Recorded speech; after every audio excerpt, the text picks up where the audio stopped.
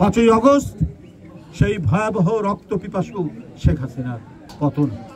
বন্ধুরা আমার, মানুষ চেয়েছে এখন মুক্তভাবে সবকিছু করতে, মানুষ চেয়েছে তার স্বাধীনতার প্রয়োগ করতে, তার অধিকারের প্রয়োগ করতে, কিন্তু সেই অধিকারের যদি প্রয়োগ না হয়, সেই অধিকার যদি মানুষ না পায়, হ্যাঁ, শেখ হাসিনার আমলের চাইতে হয়তো মানুষ আমরা কিছুটা স্বাধীনতা ভোগ করছি, কিন্তু সামগ্রিক স্বাধীনতা ভোগ করার বিষয়টি হচ্ছে আগামী নির্বাচন অবাধ সুষ্ঠু হবে কিনা, কোনো কারিগরি হবে কিনা, কোনো ইঞ্জিনিয়ারিং হবে কিনা, এই কথাগুলো তো আসে। শিয়া বাটার ও ভিটামিন ই সমৃদ্ধ লিলি বিউটি সোপ, তারুণ্যময় উজ্জ্বল ত্বকের জন্য।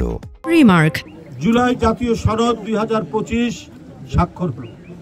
যখন স্বাক্ষর করেছেন সব রাজনৈতিক দল, সেই স্বাক্ষরের যে কাগজটি যেটি চূড়ান্তভাবে জমা দিলেন ঐক্যমত কমিশনের যারা দায়িত্বে আছেন, দেখা গেল যে বিএনপি যেটা স্বাক্ষর করেছে ওই পাতা নেই, অন্য পাতা সেখানে যুক্ত হয়েছে। এটা দুঃখজনক কথা।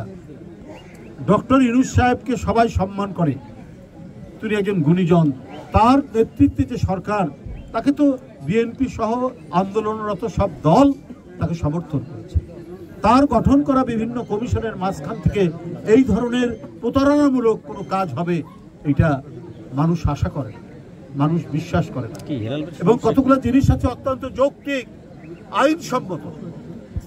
এখানে প্রায় 47-48টি জাতীয় জুলাই সনদের মধ্যে ধারা আছে, যে ধারাটি আপনার আইনীকরণ করতে হলে সংবিধান সংশোধন করতে হবে।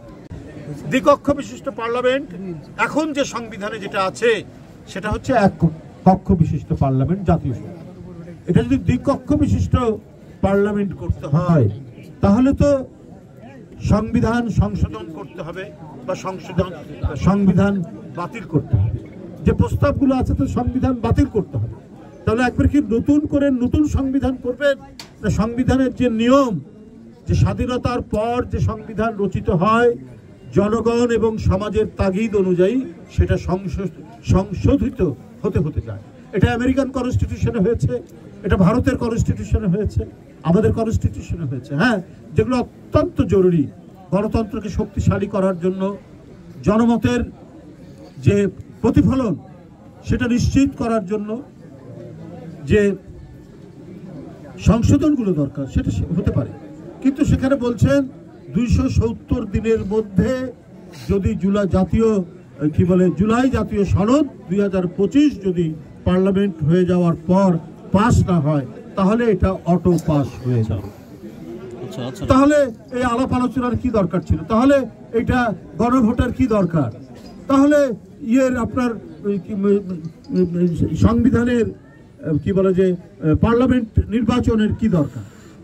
কোনো দরকার ছিল নাই। পার্লামেন্টে উত্থাপনের কোনো দরকার নেই। যদি এটাই হয়, যদি কোনো একটি উপস্থাপিত বিষয় পার্লামেন্টে সেটা যদি 270 দিনের মধ্যে পাস না হয়, তাহলে সেটা অটো পাস বলে গণ্য হবে। পৃথিবীর কোনো দেশে এই ধরনের কোনো ঘটনা আছে যেটা এককেন্দ্রিক, একদলীয়, কর্তৃত্ববাদী যে সমস্ত দেশ, সেই দেশে সম্ভব। কিন্তু সত্যিকার গণতন্ত্রের জন্য যে অফুরন্ত লড়াই, যার জন্য আবু সাইদ, যার জন্য ওয়াসিম আকরাম, যার জন্য মুগ্ধ আহনাফ জীবন দিল, তার ঐক্যমত কমিশনের এই ধরনের একটি ভেজাল জনগণের সাথে প্রতারণামূলক একটি জুলাই সনদ এভাবে হয় কি করে? এখানে প্রকৃত যে নোট অফ ডিসেন্ট সহ ঐক্যমত কমিশনের যে কথাগুলো ছিল সেগুলো তো থাকা দরকার ছিল। যাই হোক, আমরা নিরাশাবাদী নয়, আমরা হতাশাবাদী নয়, আমরা আশা রাখতে পারি।